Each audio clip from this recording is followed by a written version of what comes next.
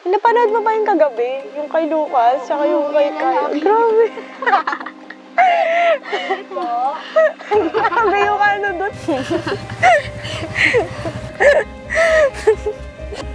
Parang ang saya nyo, no? Ako ba yung pinag-uusapan nyo? Ay, Mercedes, hindi ikaw yung pinag-uusapan namin. Oo, Mercedes, nagkakwentuhan lang kami tungkol sa palabas kagabi. Tsaka bakit ka naman namin pag-uusapan ni Rysel? Eh syempre, dahil naiinggit kayo sa akin, kaya nyo ako pinagkikismisan. Ha? Bakit naman kami maiinggit sa'yo, Mercedes? Tsaka hindi naman namin ikaw pinagchichismisan, ah. Kunwari pa kayo, alam ko naman na ako yung pinag-uusapan nyo dun sa may looban. Kasi, naiinggit kayo sa akin. Anong pinag-uusapan? Wala kaming alam dyan sa sinasabi mo, Mercedes.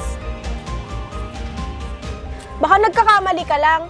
Hindi nga kami pumupunta sa looban. Mga inggitera, palibasa kasi, wala kayong pambili. Hindi katulad ko, mapera. Sumusobra ka na, Mercedes, ha? Hindi ka naman talaga namin pinag-uusapan. Pabayaan mo na, Rysel. Huwag mo nang patulan. Pwede ba? Umuwi ka na lang sa inyo. Huwag ko lang malaman na pinagkikismisan nyo ko. Malalagot talaga kayo sa akin. Nakakasira ng araw. Gulat naman ako dun kay Mercedes. Bakit kaya ganun yun? Hindi ko nga din alam, Rysel.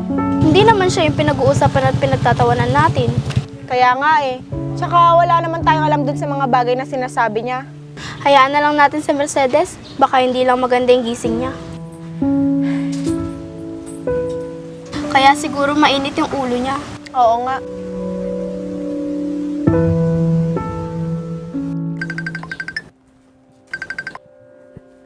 Hello? Sino to? Hello, si Jay to. Tatanong ko lang sana kung kailan mo babayaran yung hinira mo sa akin noong nakaraang buwan. Ito naman si Kuya Jay. Babayaran naman kita sa susunod na linggo. Ha? Ganyan din yung sinabi mo sa akin noong nakaraang linggo ah. Kailangan ko na ng pera. Oo, Kuya. Sigurado na yon. Sa susunod na linggo, mababayaran na kita. May inaasahan kasi akong pera. O sige, Mercedes. Aasahan ko yan ah. Opo, Kuya. Sige po. Hay nako, isang panira na naman ng araw. Akala mo naman hindi babayaran.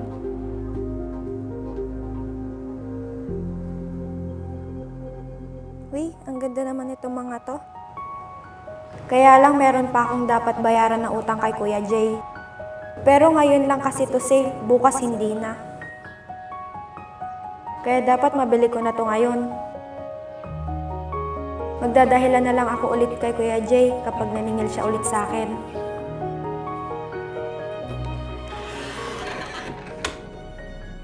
Mercedes? Mercedes? Mercedes? Oh, kayo pala Ate Michelle. Tuloy po kayo.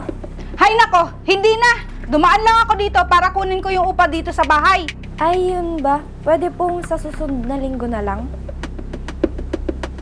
Nagkaroon lang po kasi ako ng emergency. Ano ba naman yan, Mercedes? Nung nakaraang buwan ka pa hindi nagbabayad ah. Ate, sigurado na po ako sa susunod na linggo iaabot ko po sa inyo. Siguraduhin mo lang, kapag hindi ka pa nakapagbayad, maghanap ka na ng ibang lilipatan. Nakakasawa na yung paulit-ulit mong sinasabi sa akin. Ito naman si Ate Michelle, kasungit-sungit. Bahala ka. Tatanda ka ng maaga niyan. Hindi ako nakikipagbiroan sa'yo, Mercedes. Kapag hindi ka pa nakapagbayad sa susunod na linggo, mapipilitan talaga akong paalisin ka dito. Oho, magbabayad po ako sa susunod na linggo. Siguraduhin mo lang. Sige ho, mag-ingat po kayo. At baka po matisod po kayo dyan sa labasan. Ay nako, ang pangit ng araw ko ngayon. Lahat na lang sinisingil ako. Akala mo naman hindi sila babayaran.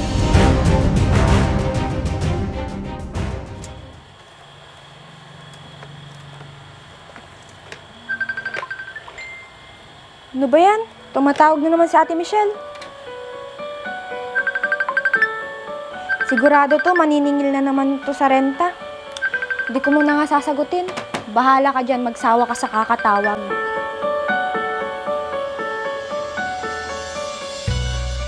Mercedes? Mercedes! Lumabas ka dyan! Mercedes! Mercedes! Oh, Ate Mitch, kayo po pala. Bakit hindi mo sinasagot ang tawag ko? Iniiwasan mo ba ako? Pasensya na ate, madami kasi akong ginagawa, kaya hindi ko masagot yung tawag mo. Di ba nangako ka sa akin na ngayon ka magbabayad? Oh, nasaan ang bayad? Ate Michelle, pasensya na kayo Nagka-problema lang kasi ako sa trabaho. Hindi kasi ako nakasahod te. Pero sa susunod na linggo, sigurado makakabayad na talaga ako. Ah, hindi na! Lagi na lang ganyan yung sinasabi mo kapag naniningil ako. Ang dami mong dahilan. Mas maganda, umalis ka na lang dito. Ate, totoo naman yung sinasabi ko. Hindi na! Wala akong kikitain sa'yo. Lagi na lang delay ang bayad mo. Pinapahirapan mo ako pagdating sa singilan. Ate, pangako, last na talaga to. Pag hindi pa ako nagbayad sa susunod, tsaka niyo ako paalisin. Hay nako! Ganyan na naman sasabihin mo sa akin sa susunod? Simulan mo na magbalot at umalis ka na dito sa bahay. Dapat, pagbalik ko mamayang hapon, wala ka na dito.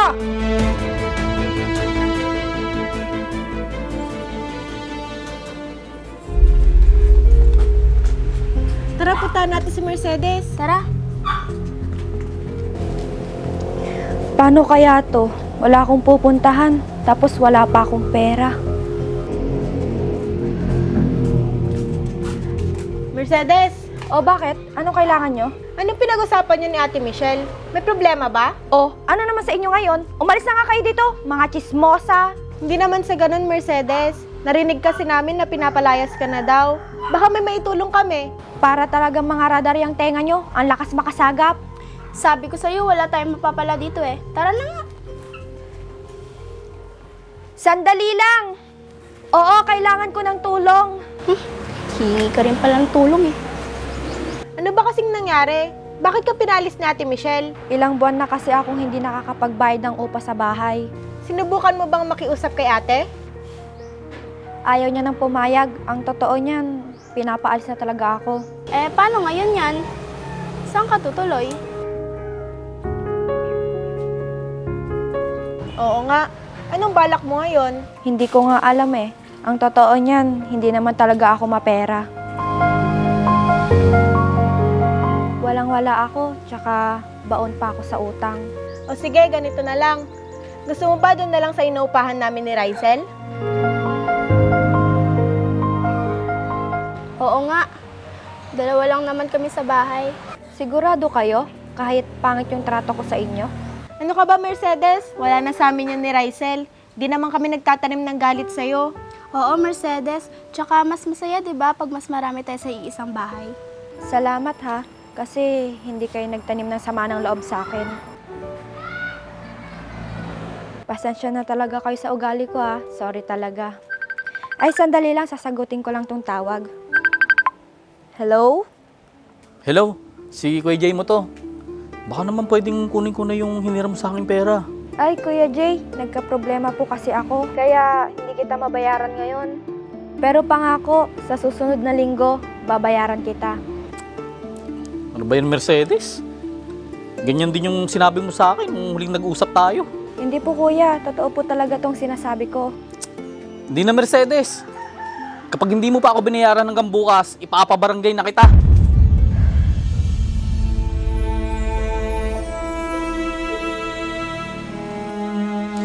Tandaan mo to ha. Huwag na huwag mo akong tataguan.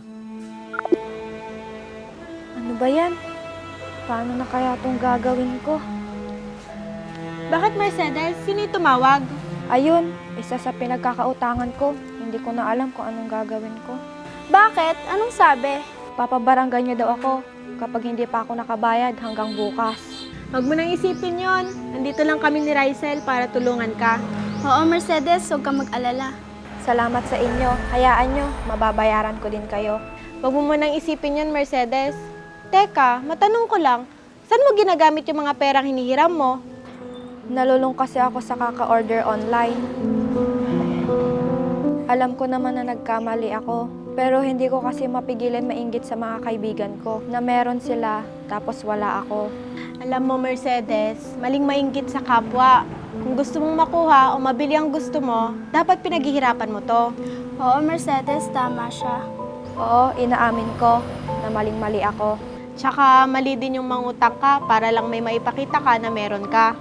Oo, Mercedes, hindi maganda yung ganon. Hindi ako nangangako pero pipilitin kong magbago. Salamat sa inyong dalawa. Dahil sa kabila ng hindi magagandang pinakita ko sa inyo, nagawa niyo pa rin akong tulungan. Wala yun. Sino ba naman na magtutulungan kundi tayo-tayo lang?